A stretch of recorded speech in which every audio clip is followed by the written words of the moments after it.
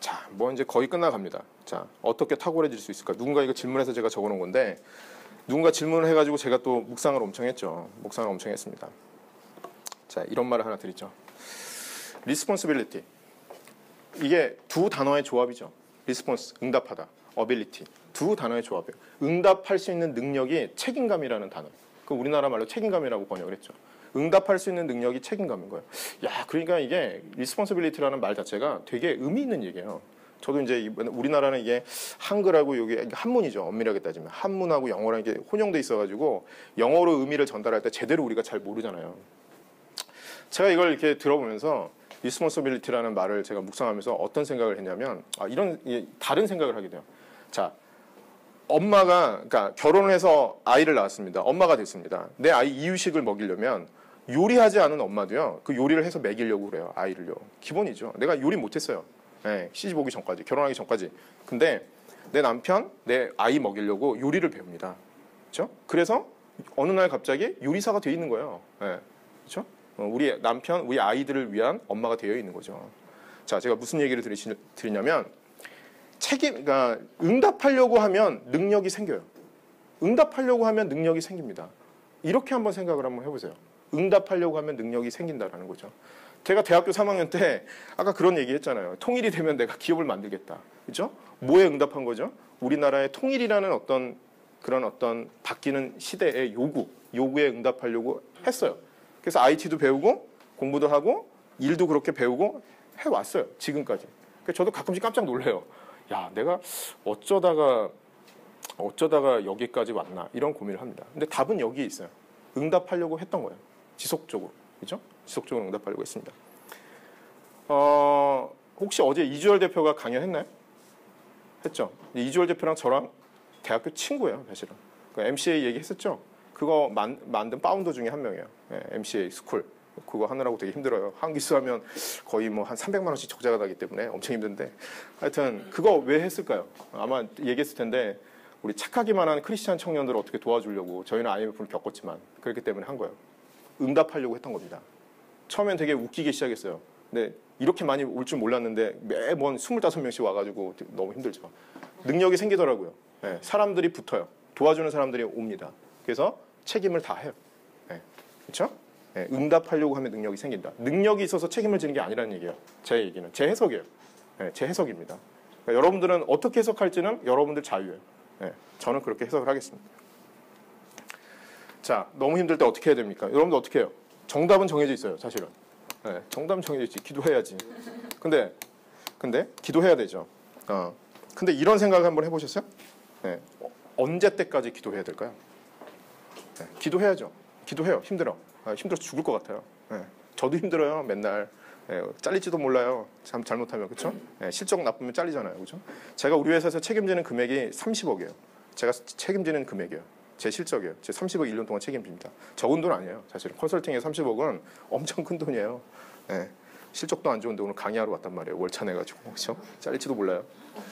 괜찮습니다. 뭐 어떻게 되겠죠. 뭐. 자, 언제 때까지 기도를 하는 거냐면요. 만만하게 보일 때까지 하는 거예요. 네, 무서워요. 두려워요. 기도 계속 하는 거예요. 만만할 때까지. 어느 순간 딱 되면 그 임계치가 딱 넘어가요. 만만해 보여. 까짓것. 괜찮아. 해보지 뭐. 이렇게 돼요. 거기까지가 기도하는 포인트예요. 근데 많은 사람들은요. 그냥 기도 제목이 남의 기도하듯이 이러쿵저러쿵 그냥 끝나요. 네, 두려움은 계속 남아있죠. 그렇죠? 내 안에 두려움이 제거될 때까지. 만만하게 보일 때까지 기도하는 거예요. 그게 힘들 때 하는 방법입니다. 물론 저도 제 안에 확신이 있어요. 제가 대학교 때 군대 갔다 와가지고 성경 제대로 읽은 다음에 정리한 내용입니다.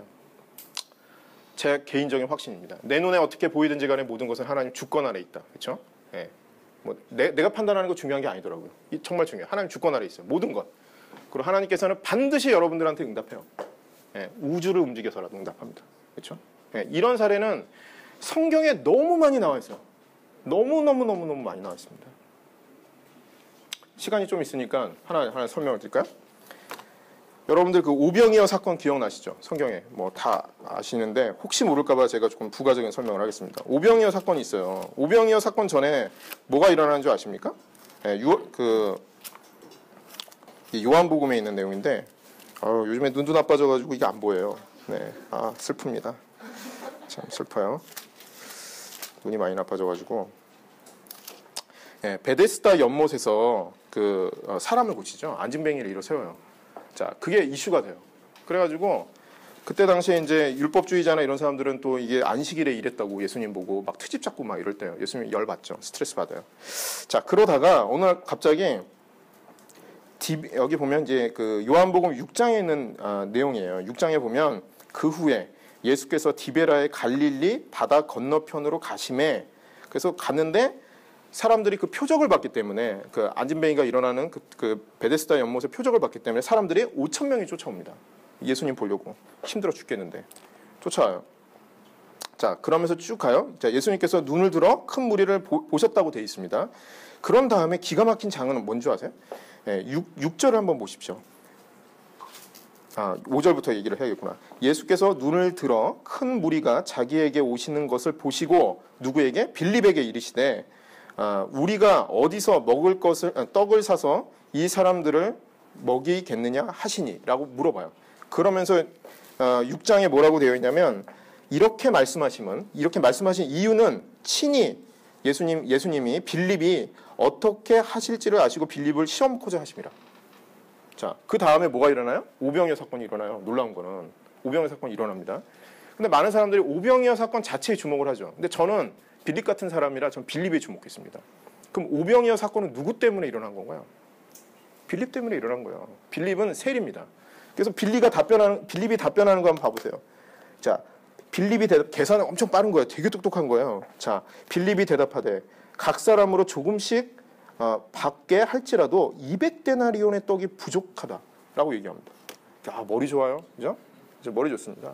자, 한번 가만 한번 생각해 보세요. 누구 때문에 이게 일어났는지. 5천 명이 바다를 건너옵니다. 5천 명이 바다를 건너왔어요. 예수님이 앉아 계십니다. 5천 명이 근데 거기서 배부르게 먹었어요. 이 엄청난 사건이 일어납니다. 네, 복음서에 곳곳에 들어가 있는 사건이죠.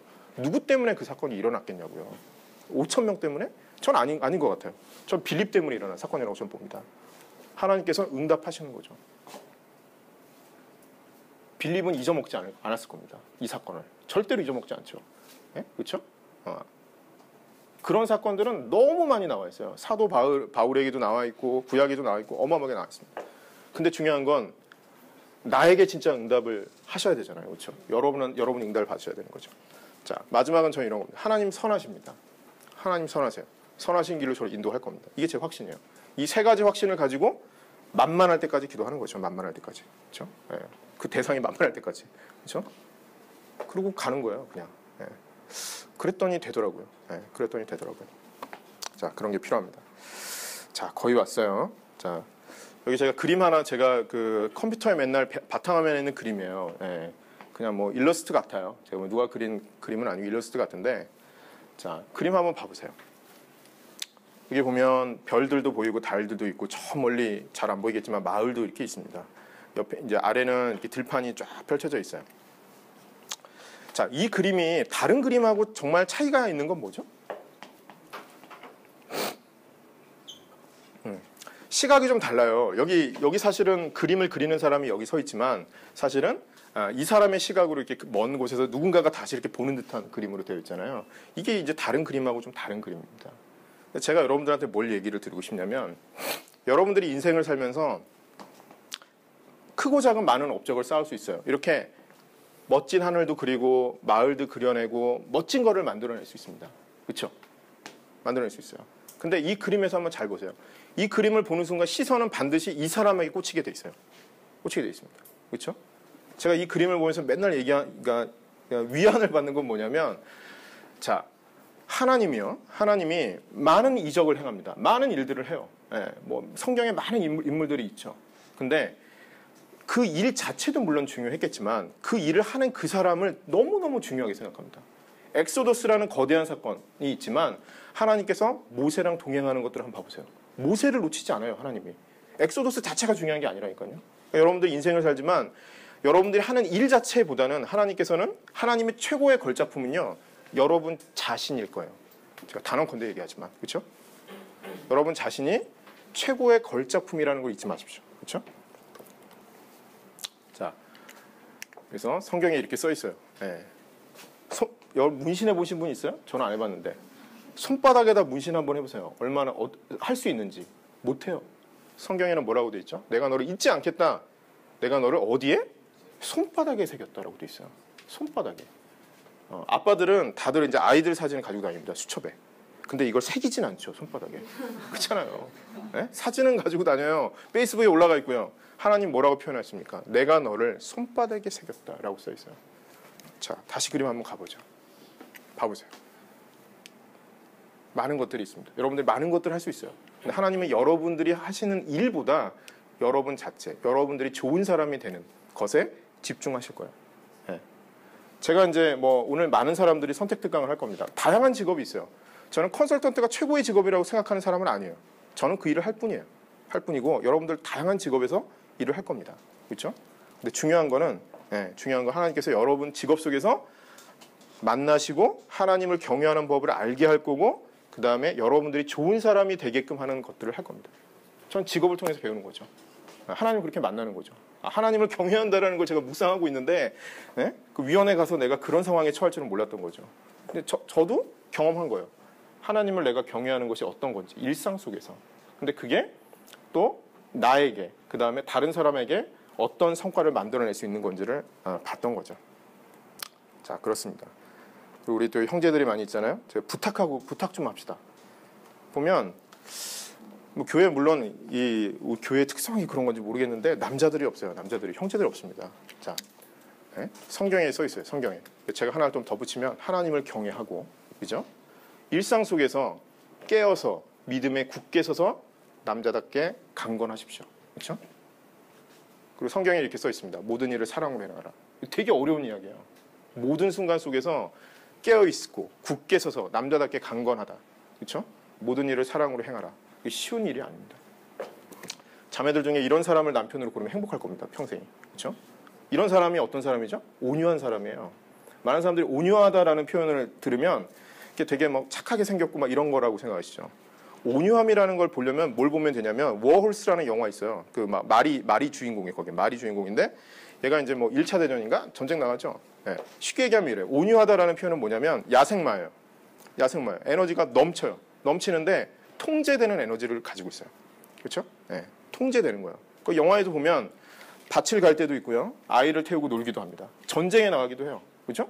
통제할 수 있는 거예요. 그렇죠? 무능력한 게 온유한 게 아니에요. 그냥 착하기만 한 게 온유한 게 아니에요. 우유부단한 게 온유한 게 아니에요. 온유하다라는 표현은요. 어마어마한 에너지가 있습니다. 자기다움이 있고 거기 안에 에너지가 있고요. 역동적이에요. 근데 중요한 거는 하나님 말씀으로 스스로를 통제해요. 그게 온유한 거예요. 그렇죠? 네, 그런 사람이 많아지면 우리나라가 좋은 나라가 되겠죠. 그렇죠? 자, 다 끝났습니다. 자, 만약에 여러분들이 그렇게 사신다면 다니엘서 12장 3절에 있는 말씀이죠. 그죠? 다니엘서 12장 3절에 이런 말씀이 있습니다. 지혜 있는 자는 궁창의 빛과 같이 빛날 것이요 많은 사람을 옳은 대로 돌아오게 한 자는 별과 같이 영원토록 비추리라. 그렇죠? 네, 다니엘서에 있는 말씀입니다. 그렇죠? 한번 생각해 보세요. 누군가가 내가 인생을 살아갔는데 이렇게 살아갈 수 있다면, 이게 만약에 내 묘비명이 될 수 있다면이라는 생각을 한번 해보세요. 그렇죠? 이렇게 살아간 사람들이 많이 있습니다. 근데 전 그런 것 같아요. 우리가 신앙생활을 하고 언젠가는 다 죽을 겁니다. 그렇죠? 언젠가는 이 세상 떠나요. 이 세상 떠나는데 떠날 때 내가 여지껏 뭐하고 살았지? 이런 생각으로 떠나면 얼마나 불행할까요? 몇 살을 살았는지는 중요하지 않겠죠. 그렇죠? 그죠? 근데 이런 마음이 든다면, 그렇죠? 많은 사람들이 이런 평가를 할 수 있다면, 그죠? 너무 감사하지 않을까요? 그죠? 네. 이런 사람들이 성경에 어마어마하게 많이 있죠. 다니엘, 느헤미야, 다윗, 엄청난 사람들이 있습니다. 그렇죠? 지혜 있어야 됩니다. 근데 그 지혜의 근본은 뭐죠? 하나님이고 하나님을 경외하는 것이 지혜지. 뭐 공부야 뭐 하고 싶은 대로 하시면 돼요. 근데 더 중요한 거는 똑똑하다고 되는 게 아니라는 걸 제가 알았고요. 그래서 이런 사람, 이렇게 지혜 있는 자도 되시고, 그 다음에 제발 이 세상이 되게 혼란스럽습니다. 어떻게 가는지 모르겠어요. 어렵습니다. 많은 사람을 옳은 대로 돌아오게 할 수 있다면 의미 있는 삶이겠죠. 그렇죠? 이런 삶을 살아야겠죠. 자, 여기까지가 이제 오늘 제 얘기인데, 자, 문자로 이제 막 왔어요.